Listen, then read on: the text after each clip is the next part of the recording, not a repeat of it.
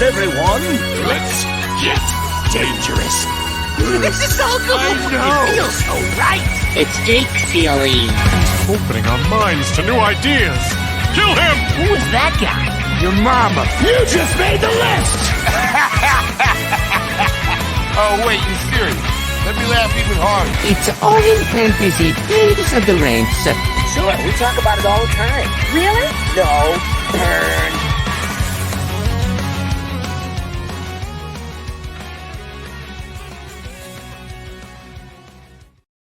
Game on, you ducks. It does feel right. It does feel right to be back in the saddle. In case you're wondering what I'm talking about, I'm actually going to do a completely different brief pod of everything that happened as a heads up because I don't want to take a bunch of time away from the fantasy football pods. But I do want to explain and kind of hopefully help some people in case you ever end up in the hospital because there's some advice that we got that I think is good to pass on. But Nicole is healing up. She's resting actually as we speak and trying to wean off the medicines and get back to 100%. Yeah, thank you, Meaney. Thank you, everybody who sent prayers and thoughts and tweets and everything you did. Definitely, we don't get through it without everybody's support, so thank you very much for that. But it does feel good to be back. We are continuing two parts today and the next podcast or vice versa. But we're looking at the biggest news from preseason week 2 and then finishing off. It's been a while to talk about bonus life or game over, to talk about 2023 disappointments and whether they can turn it around and get back to it in 2024. And to that point, Meaney, I dropped my last year's trash article live on The Athletic today, or depending on when you're listening to this. It was, what is today's date? I don't even know what days are anymore because it was like the 20th. Thank you. When you're in the hospital for a week, like I have no concept of time anymore. Like they would come in and they're like, when did blanks, Dr. Whoever see you? I'm like, I have no idea. I felt like it was the other day. Yeah, no. But anyway, yeah, so depending on when you're listening to this, but as a reminder also, because we've only got a few entries, which is making it real easy for the people who have put the entries in to send them to me and win, you might have done it, but I want to remind you, I need the proof that you have done it, just to get in the entries to win FTN memberships and a potential copy of Madden. We got to 15, Meaney, before we went to the hospital. So we're right there. I just need to get inside the top 10. Just 10. Knock off like Harris football podcast from one day. And it could be one day. It legitimately happens. Like it moves during the day. So like we were right there. We were just about to hit that top 10. But here's the reminder. All you have to do is subscribe to the podcast on Apple Podcast. Even if you don't listen on Apple Podcast, please, because that's where we're trying to make the biggest traction to get back what we lost in the new podcast. So subscribe, rate, review. As mentioned, as always, if you give it 5 stars and you show it, you get an extra entry. If you don't give it 5 stars, you don't have to. You can still get your entry for doing so. Maybe you're like, hey, you talk too much about ducks. I don't know. Whatever it might be. Also, 2 more bonus entries if you go to Twitter and tweet about it. Retweet the podcast, say it's awesome, say it's terrible, say I've got too much crap behind me on the set when you watch it on YouTube. I don't know. Whatever it is, those are your 5 potential entries, and you can win a full-on FTN membership and more things. And instead, if we get to that top 10, you know what, Meaney? Like, I'm not even doing like RB1. If we get to the top 12, we were so close. Give away a copy of Madden. We'll see how generous I feel. But speaking of generous, yeah. Do you want to do news? I'm setting you up, Meaney. Do you want to do news or do you want to finish bonus life or game over in today's episode? I want to finish bonus life. All right, let's finish bonus life or game over. Let's do it. Is that what you really wanted to do? Did you want me to switch it on you? No, I kind of wanted bonus life. Okay. I got you there. So, okay, cool. So, bonus life game over. As a reminder, this is just basically disappointments. Look, we did running backs, quarterbacks, tight ends. Austin Eckler is an example at running back. And it could be somebody who, let's actually just jump into the example instead of giving one of at wide receiver. Cooper Kupp.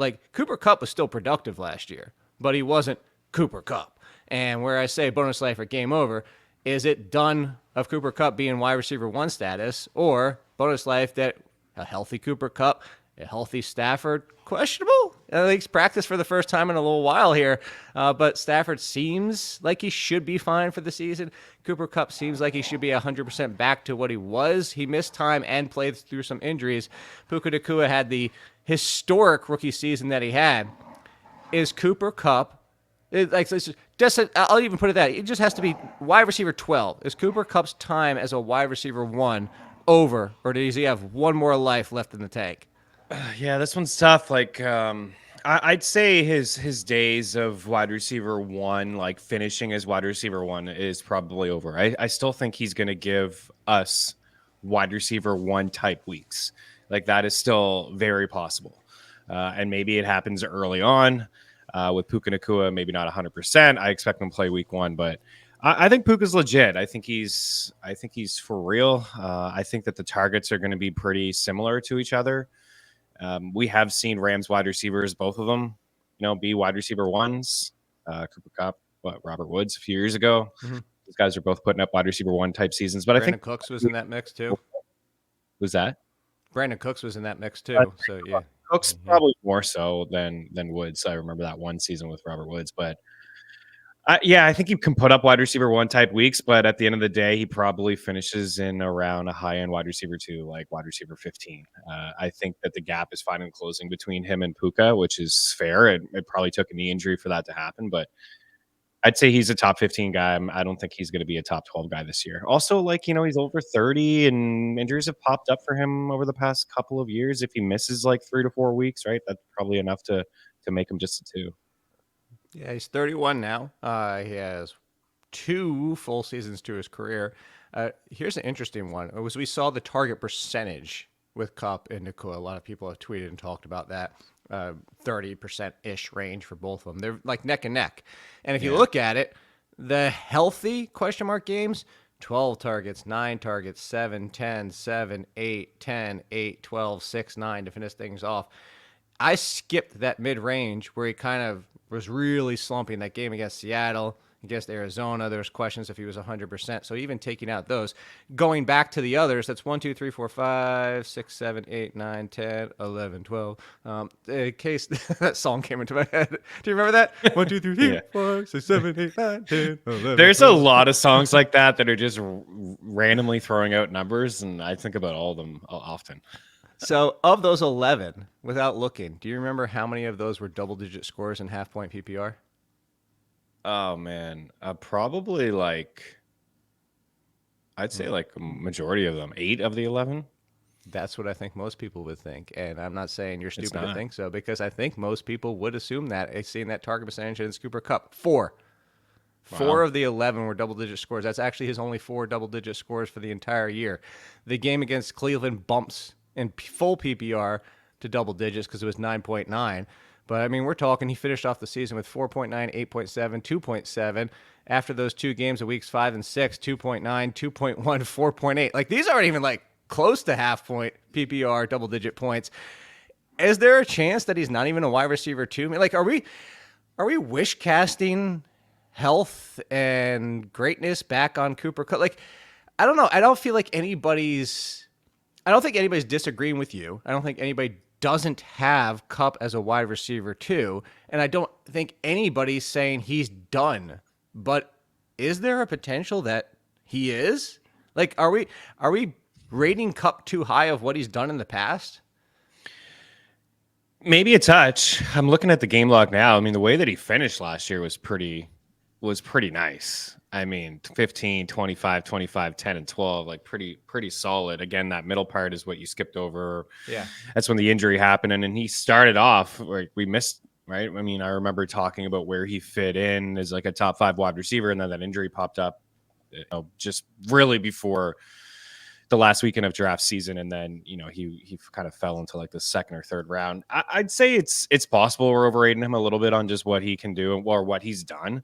I mean, the touchdowns in particular, right? The 16 is an outlier, 6 and 5, 9 and 12 games. Again, you give him 15 games, he probably flirts with 8, and he gets into that wide receiver 2 range. But yeah, Puka, again, I'll go back to Puka. He's legit. For everyone saying Cooper Kupp is the 1A and Puka is the 1B, I don't know. I think maybe when the game, I think probably the other way around. I think maybe when it's third down and the game's on the line, Stafford's probably his first read is maybe Cooper Kupp, but yeah, man, age really does hit you. Let me throw out. So to start the season, at Detroit, at Arizona, hoping they come out like gangbusters in those 2 games. Yeah, those are 2 solid matchups. Yeah. San Francisco at home, at Chicago, Green Bay at home, bye week. Cooper Kupp has 2 good games, and like I'm talking 15 points, not even like 20 plus, and then 3 kind of stinkers. Are you panicking come the bye week, or are you seeing that as a buy low opportunity? I know I'm just throwing out a random scenario, but I think if people draft Cooper Kupp as a wide receiver too, and that's how the season starts, I think you're going to get panic.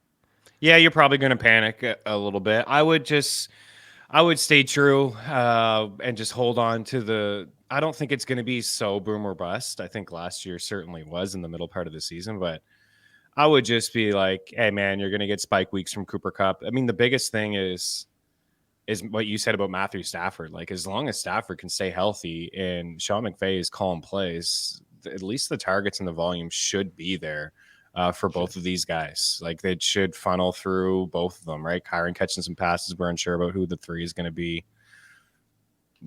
Tight ends, there's some question marks, right? Parkinson, people like Parkinson, but is he going to even be fantasy relevant? I don't think so.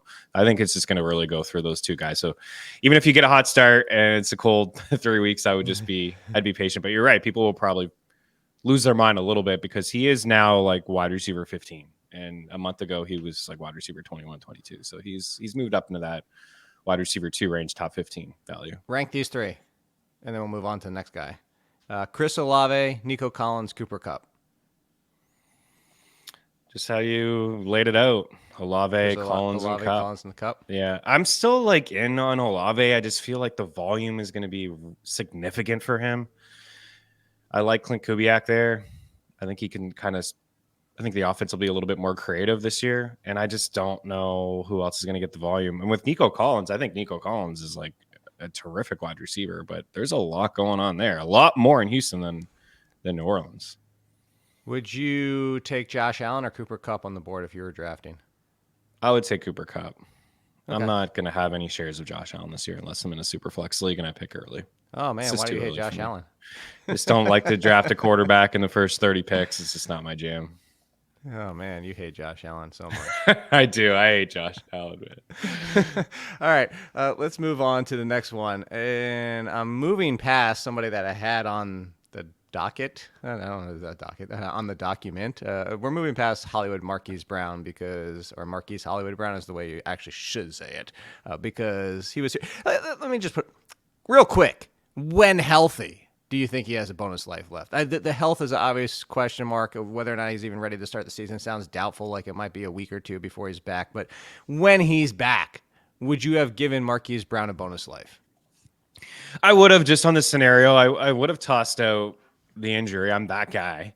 They're hard to predict, but listen, Hollywood Brown, since before he stepped foot on the NFL, he had a foot injury, I think. Like, there's just been things that have creeped up in his game, but I really like the scenario. How could you not? Like, with Andy Reid and Patrick Mahomes, these guys are tossing balls behind their backs, like in the preseason game. They're just having so much fun out there. And this is exactly what they needed. A big play guy, a reliable guy, somebody who can catch the ball, can view him as a veteran at this point. I still think he can rack up close to 1,000 yards if he plays 15 You know what's funny that you just said that? 15 games. That was going to be my gotcha question for you. Without looking, and I think most people would get this wrong, without looking, how many seasons of 800 or more receiving yards does Marquise Brown have? I'd say he has like 3 or 4. I think he has like 1,000 yard season, but I'd say 3. He also only has 1 season of over 800 yards. It's that one. That was with the 1,000-year season. The other highest, 769 in 2020 with the Ravens. Nice, And he barely topped 1,000 with the Ravens the year after in 1,008. I think most people would get that. Most people would guess what you did. Big play guy, though, right? Yeah. Like, not ever really a big volume catch guy. He's like a big play guy. That's the other part I was going to go to. I think most people would get that question wrong, too, is that if I told you what's his average yards per reception for his career. I got to look now. You're looking up the average yards per but I can't find it right now. What is cheating? it? Oh, no. Give me a guess. I want to say it's like 10-2 or something, but now you're throwing me off. I don't know. 8-4. No, No, it's not that low. I was gonna say I think most people would shoot way over, but it's 11.6. It's not that bad. It's just I think most people would assume you threw me 12, off a little 13 range. bit. 10. Yeah. Yeah. Okay, well, let's 11-6, talk about 11-3, 10. Yeah. Let's talk about a big play wide receiver that does have a pretty big number, and actually last year was at 16.6. I was double checking to make sure I had that number correct. 16.6, 16.7 for his career. He's averaging almost 17 yards of reception for his career. Unfortunately for this player, you can't get even 16.7 yards if you have 0 receptions 4 times last year. At this point, people should know we're talking about the league potential winning Gabe Davis, who has been not only a disappointment last year, arguably the past 2 years, because 2 years ago, we were all, and I say we all, worst case, a wide receiver 3 and high-end wide receiver 3. His ADP was a wide receiver 2. It's funny because if you go all the way back, Meaney and I are both like, let's chill out. That's a little too much. But we were still both in on the wide receiver 3. I remember both of us saying we would want him as our wide receiver 3. And that was still a disappointment. Now he's with the Jaguars. You know how I feel about Brian Thomas. You know I love Brian Thomas's talent. I think most years he would have been considered one of the best, if not the best wide receiver in the draft board. Just an insane class this year. And I think he's going, I said this a million times, meaning I think he's going to go in and put up Calvin Ridley's numbers. If that happens, Gabe Davis is just a wide receiver 4 or 5. You're hoping for some DFS boom or bust weeks, but is there a chance, would you give him a bonus life in the chance that he's the 2 and Brian Thomas takes a year to connect in the NFL? Like, is it over for him? And I say it's over from what the hope was 3 years ago, not even last year. Yeah, he had that big 4 touchdown game in the playoffs and everyone lost their mind. I would have been in anyways, even if he only had 1 touchdown in that game. But the cost, I think, would have been a little bit easier on our wallets if he didn't. I think what he's been doing is what you're going to get. I like Brian Thomas just as much as you. I believe in the talent. And a lot of people say his route tree is limited. I don't think that's correct. I just think at LSU, they didn't ask him to do certain things. They had Malik Neighbors. They didn't ask him to do things that Malik Neighbors could do. And I think he can do similar things. And maybe he'll grow as a route runner. But, man, he can just do everything. Like I'm such a huge fan. He can blow the top off. I mean, I think he's got the body type, the control, the hands. And there's a reason why he led the nation in touchdowns last year. So I think Trevor Lawrence is going to fall in love with him immediately. I think he's going to be more reliable. It may take some time. It may be like a rotation of a split and you see the snaps and the targets very similar, but I think over time, Brian Thomas is going to take over. As for Gabe Davis, like, see what he's doing. 35, 48, 45. Those are his catches. He drops a lot of passes. He's catching half of the targets thrown his way, basically. He's got 6 touchdowns in every year. Calvin Ridley led the NFL in end zone targets. He probably scores 6 or 7 with Trevor Lawrence. But what you said is like 3, 4. Yeah. 4 or 5, maybe. A wide receiver 4 or 5. He's actually fallen in drafts to the point where I may just like almost makes it. Yeah, like why not as my 5th or 6th wide receiver at that point? Because when the signing happened and then the draft happened after with Brian Thomas, it's like, oh, wow, they just got a much better version of Gabe Davis in the draft and Brian Thomas. But like Gabe Davis was kind of still living in the 50s. Now I'm seeing him in the mid 60s where he's essentially free in drafts. But I'm not really too excited about him because you just laid it out, man. What was he in Buffalo for most of the year before they started switching to a run first offense? He was the number 2 option in the game, in the passing game. And he still put up, you just said, 4 zeros, 5 zeros. Like there's multiple games with just 3, 1, 0, 0, 0, 0, 4, 0. Like, and then a couple 420s, 520s in there. Like zeros. That's what he is. He's going to have those games. We're going to talk about it. We're going to sit here in week 3 and be like, Gabe Davis, is he back? Is he here? Is he in for a big season with Doug Peterson and Trevor Lawrence? He had a 3 touchdown game and we'll be like, he'll probably put a 0 up next week and he may put a 0 up the following week. That's just kind of, I think, who he is. I'm going to throw one out. I think I know your answer. Gabe Davis or Curtis Samuel? Gabe Davis, especially now. Curtis Samuel's week to week with the.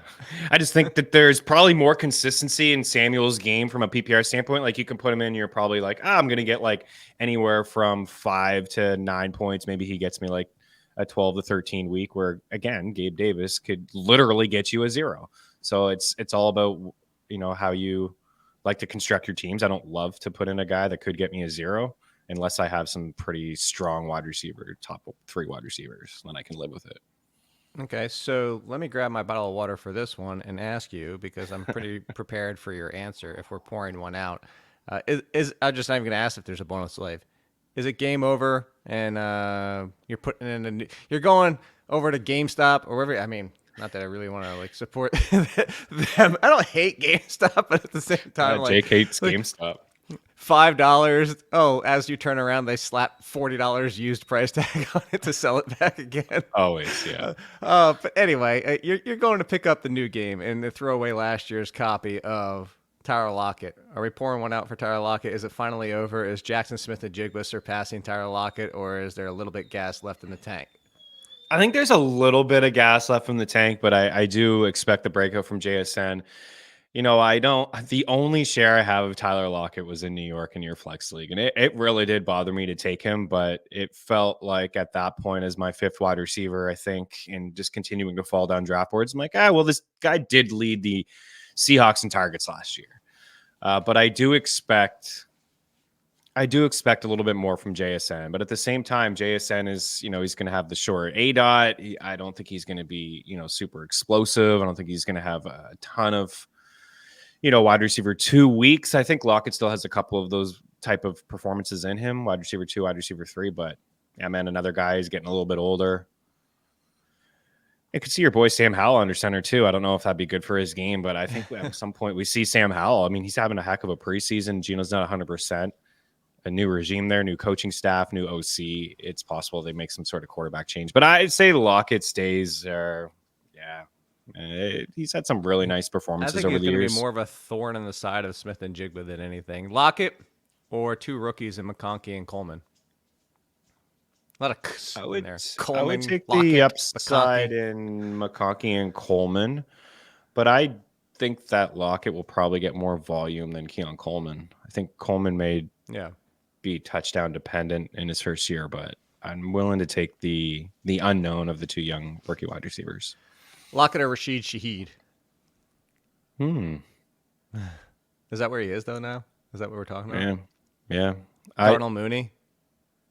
Oh, man. Mooney went in the 8th round of one of these high-stakes leagues I was in. I was like, holy crap. I thought we like Darnell Mooney. We could get him in the 3rd round. He went as wide receiver 42, and it's just get your guy, but holy crap, man. I'm so glad you said that, though. What that last part was. You said, get your guy, but holy crap. And I want to keep hammering this point because we've talked about it on previous podcasts, but just in case you've missed it or, whatever it might be. We brought up Jahan Dotson a few podcasts ago. Khalil Shakir is a good one this year. Darnell Mooney, go get your guy. We could talk a lot of people. I mean, T. Higgins, my guy, he's the leader in the last year's trash. I don't understand it. 2021 to 2022, you know this. I'm going to real quick, Meaney. Wide receiver 18, both years in fantasy points per game. Not 28, 18, with Tyler Boyd in the mix. And now we're trying to figure out who the 3 is, and we don't want to get back in on T. I do not understand why nobody wants T. Higgins. That being said, in all these things we're talking about, go get your guys, you can look at ADP and say, okay, he's going wide receiver 27. Do I have to take Higgins at 18 to make? No, you can still take him at 23 to just make sure you get your guy. Darnell Mooney, great example. Is he going in round 11, 12? Do you go in round 10 and get him? Yeah, because now you're jumping 2 rounds. You make sure you get him. Round 8, now you're doing the Dotson mistake from last year. It's go get your guy, but Dotson in round 7, well, you bought all the risk, which ended up falling flat in your face. But if you would have just stayed in the 9th, 10th round, it wouldn't have stung as bad. It still would have stung, but just not as bad. And what's the ceiling for Mooney? We both like him, but 8th round kind of return value, a wide receiver 4, maybe some free weeks. That's kind of 8th round, I guess. But yeah, I thought that was a little high. I probably leaned with Shaheed. I really did like him before the injury popped up. Again, there's so many questions outside of, Juwan Johnson's hurt. I'd say that Kamara probably does finish 2nd on the team in catches again, but that wide receiver 2, A.T. Perry, Bub Means, I don't know. I'm probably not there. So I think Rashid Shaheed could be like Lockett, right? There's some boomer bust games there, but I think a clearer path maybe for Shaheed for targets. All right, so a few more.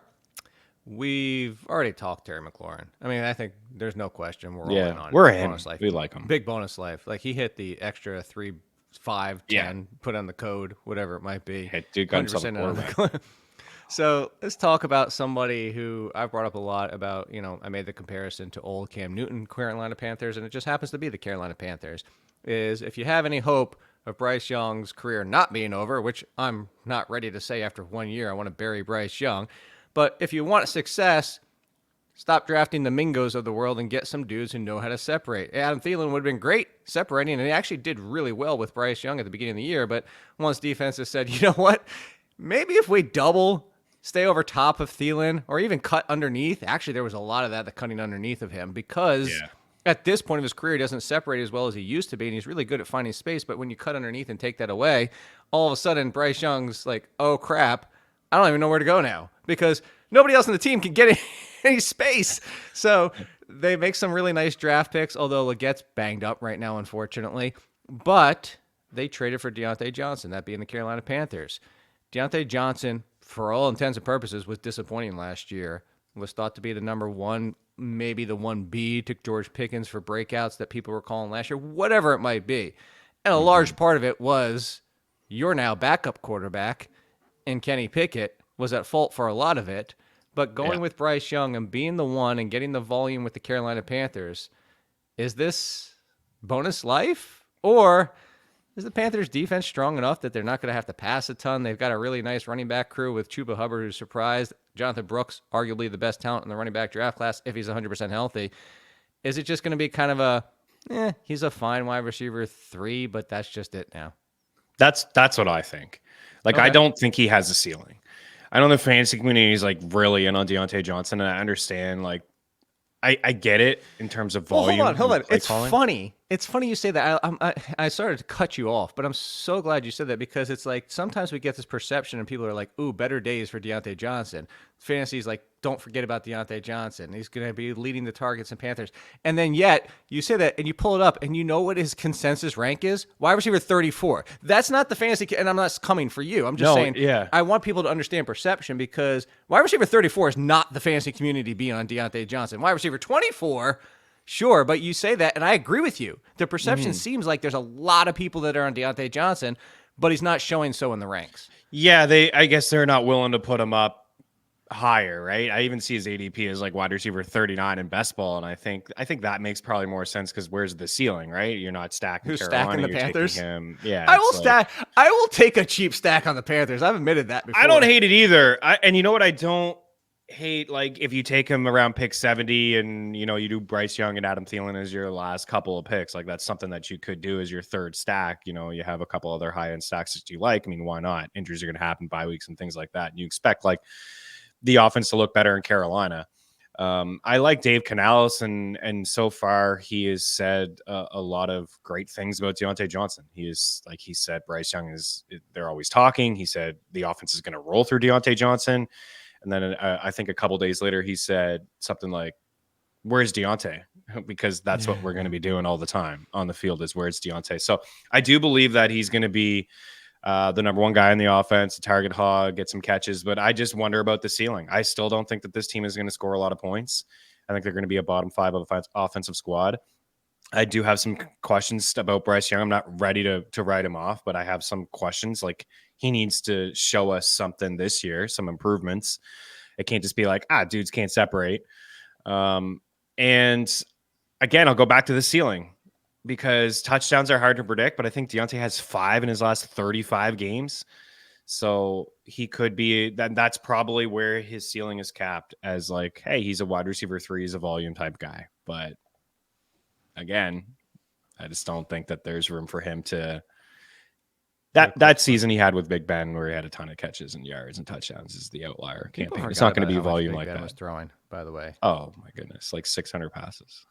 Like Leslie, chucking almost like nonstop. 40 something a game. You just knew. I'm looking. Wasn't it 5,000 yards that year? Yes. Yeah. And Deontay that was Deontay's. He had an unbelievable season. All right. So let's go 2 more question mark before we get out of here. I mentioned this player's name with a, hey, rank him. And he was number 1 of those 3. Do you remember who it was? It was just a few minutes ago. It's Chris Olave, in case you forgot. Chris Olave, this is what I was bringing up at the top of the show. For all intents and purposes, okay, He's fine wide receiver too, but that wasn't the excitement. He was a disappointment for what people wanted Chris Olave to be. Derek Carr, down year. I mean, Derek Carr down year relative to Derek Carr. Like, I was thinking most people would be like, it was a bad year. But, well, yeah, across the entire quarterback landscape, it was a pretty damn bad year. But for Derek Carr purposes, it wasn't even Derek Carr. Is that part of it? Or it's something I've said before, Meaney, is Chris Olave just going to fall into the old DJ Moore trap before he had the breakout last year? And I mean by DJ Moore's breakout being the fact that he started scoring touchdowns. Is Chris Olave stuck in this, hey, 1,100 yards, but 3 touchdowns, 4 touchdowns, and he's just destined to live as a wide receiver too? Just because it's funny. I don't know how many times I've said this to you, Meaney. It's not a bad thing. Not everybody can be Justin Jefferson. Not everybody can be a 1,500 10 touchdown, even 1,300 8 touchdown. Not everybody's that. That's not what everybody is. And I think, not objectively, because I think some people would disagree with me, but I feel like objectively from what I've seen and who I know Chris Olave to be, I think on most teams, I would still consider Chris Olave to just be this guy. I think that's who he is. I don't think he's ever going to be an 8 to 10 touchdown. Now, could it happen? You put him with Patrick Holmes, that could change things, of course. But long-winded question short, is he a wide receiver 2, or is there a bonus life? Actually, I guess power up. Does he get a power up to get into the wide receiver 1 conversation? No, I think he's a 2. I think I think there could be like a slight power up again, just because of Clint Kubiak. Like I've watched the first couple drives of the Saints preseason games, and dudes are in motion. Carr under center was awful in that first game. I think there was some improvements in the second game, but he really did lean on Chris Olave in those like roughly 4 or 5 drives that he had. Big volume guy, right? Looking at the targets, 8+ targets and 8+ games last year. I mean, double-digit targets 5 times, 6 times, but touchdowns, right? He's just not a big body. Like, he's 6 foot 187. Like, he's not a guy that you feel like when you're in the red zone, you can throw it up. And they're going to use Taysom Hill in the red zone. They are. Last year had 20+ red zone targets. This year he's already lining up as a running back out wide in the slot. He's taken end arounds. He had a rushing touchdown last weekend on Sunday night. I watched on their opening drive. The funny thing is you're saying all this, and he wasn't even running with the starters like 80% of the time, which is insane on top of it.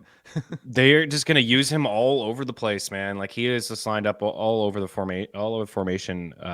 So again, like, I think what you've seen, like 138 targets, 87 grabs, 1,100 yards. I think, that's something I would predict again. Like, can he 90 and 12? Can he get to 7 or 8 touchdowns? I'm really unsure. I don't think that what I've seen so far in his 2 years is he hasn't been a red zone target. The touchdowns are limited. They run with Hill, deep shots with Shaheed. When Juwan Johnson's healthy, that's a guy that Card tends to look at inside the red zone. He's, like you said, he's fine as a wide receiver 2. I would draft him as a wide receiver 2. If you start your draft with Taylor and Chris Olave, I don't really love it. But if you started with wide receiver, and Olave's your second, I like that a little bit more. Okay, well then hold on. I'm going to take a personal, and we're almost done with this, but you know what? I'm going to personally roll this towards you, because you said if he's your 2. Well, what if he's your 1? But I'm doing a charity draft, and he ended up my 1. You already drafted, and he's your 1. Yeah. I mean, he's my 1, but Mike Evans is my 2, and Pickens is my 3. So Evans is your 1, and Olave is Evans 2. is my Pickens 1. Is your 3. I took Olave before Evans. It just, I know. Well, Evans gets disrespected, man. He's in wide receiver 17, 18. Sleeper. Well, that's what I was going to say. This is a great example of using ADP. This is super flex, by the way. So context there. But Olave was my 2nd round pick, which means I waited all the way late in the 2nd or the 4th round because I had the 3rd pick. Evans with the 3rd to last pick in the 4th round. Olave was the 3rd to last pick in the 2nd round. But like you just said, I agree with you. It was tongue in cheek. Yeah. Evans is my 1. Olave is my 2. But because of ADP and I know how things go, I was able to get both of them even out of order. So Smart. I think smart. Yeah. And when you go to your draft, like I still go to a draft where a buddy of mine tosses out Fantasy Pros ADPs. Like, have your own ranking, have your own sheet, but know that your league mates are following that. And they're like, well, Olave's here, Mike Evans is here. And you may like Evans, but you know that you can get him around later because that damn sheet says so. Right.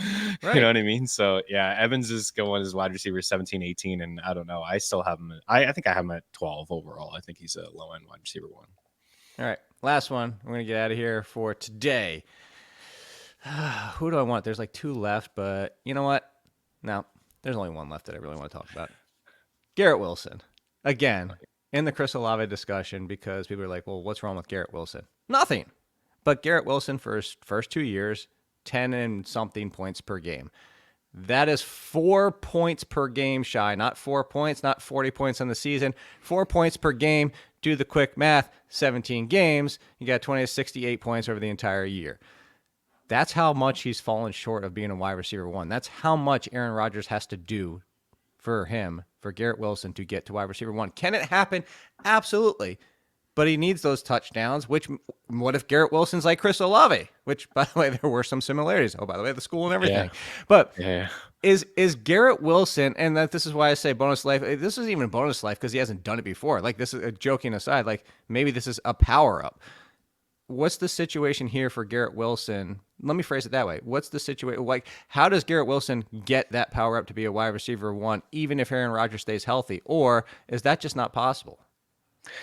I'm just, I'm comparing him and AJ Brown because they're side by side in my rankings, and I think they're side by side in a lot of ADPs. And what he would need to do. I would take AJ Brown every single time. Me too. Okay. But what I would do is what I think needs to happen when I look at these guys' numbers is the touchdowns. Like, I don't think he can get to 1,400 yards. I think he can get to like 12 or 13. If he's going to get 160 targets, let's say he gets 150, he needs to get to 7 or 8 touchdowns to be a wide receiver 1. Look at all those other guys. Like, you have the volume with them, but like Adams 8 touchdowns, CD 12 touchdowns, Tyreek 13, Amon-Ra 10, AJ has 7, but he's the yards per reception is off the charts with him. But the other guys like Jamar Chase 7, like he needs to get up into that. Mike Evans 13. He needs to get up into that. He needs to score touchdowns. Like the volume, he gets volume, and we've seen the past 2 years that the volume is very, it's mediocre volume. He's not catching all of those passes. He's catching like basically like 95 catches on 168 targets. I don't even know. The year before was probably worse than that. He needs to get to 8 or 9 touchdowns for him to be a wide receiver 1, and I think that he can. But everything is on the arm of Aaron Rodgers. It's everything, because if he doesn't play again, we've already seen this story before. He's a frustrating wide receiver 2. I took him last year in your flex league, and he was very frustrating to own. There was just so many highs and lows. Like, again, 3 touchdowns for a guy that gets 170 targets. It's pathetic. So before we get out of here, both 49ers wide receivers or Garrett Wilson?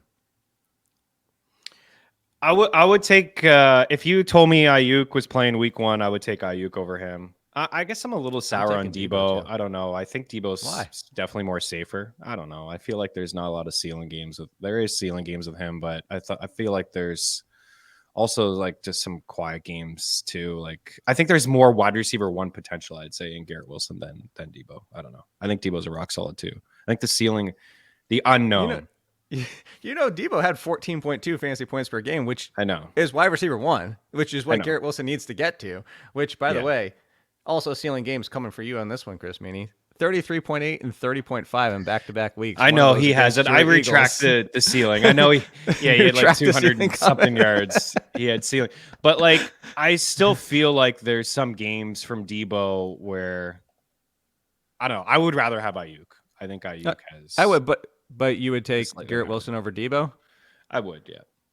Those guys are actually pretty close to my rankings. Would you take Devontae Adams now that there's Gardner Minshew starting, which we're going to talk about? I would take Devontae over, all those guys that we're talking about. Would you take Drake London or Garrett Wilson? No, I would take Garrett Wilson over Drake London. Would you take last one? Would you take 2 last ones? Mike Evans or Garrett Wilson? I would take. Ooh. They're on the same tier for me. My rankings say Garrett Wilson. Okay. And then would you take, final one, Nico Collins or Garrett Wilson? I would take Garrett Wilson. It's an uneasy So feeling you because I sound like really you am like on him more Aaron than- Rodgers. No, I I was do. gonna I say- told you. He's right behind AJ for me. He's him and Devontae Adams and Mike Evans. These guys are all my top 12. Okay. Like I go Garrett Wilson. I think I go Devontae at 9 and Garrett at 10. Okay. A little bit higher than I am, but I mean, again, similar tier. Actually, Definitely, I'm looking at Debo, the next tier. 35, 34, 21 is a heck of a stretch. But there's still like some, ones and nines and fives and zeros and some injuries pop up. But I mean, Debo's fantastic. And heck, if Ayuk doesn't get his crap together, man, it'll be interesting to see what kind of volume Debo gets. Like, because when you look, there's 2 double-digit target games. Of course, he does a lot of stuff on the ground. There's only a handful of games where he had more than, 5 catches. There's no Ayuk, man. We really could give Debo like double-digit targets a game plus like 3 or 4 carries out of the backfield. Yeah, we can get behind that. I mean, okay. Maybe. Question mark. But not maybe question mark. Is what you should do in listening to the next episode. And following Chris Meaney at Chris Meaney. Over at FTN, by the way, as well. My ranks, projections, everything you can customize and say, you're dumb. This is where we disagree. And we're going to give Debo a 27% target share. Or we're going to give Ayuk 40% because Debo tripped and fell and doesn't play the rest of the season. Whatever you want to do, you can do it. And make sure you're doing all those things to get into the contest. And we'll see you next time. Yes, please? Question mark. I'm going to keep going until Fox says goodbye or Meaney says goodbye.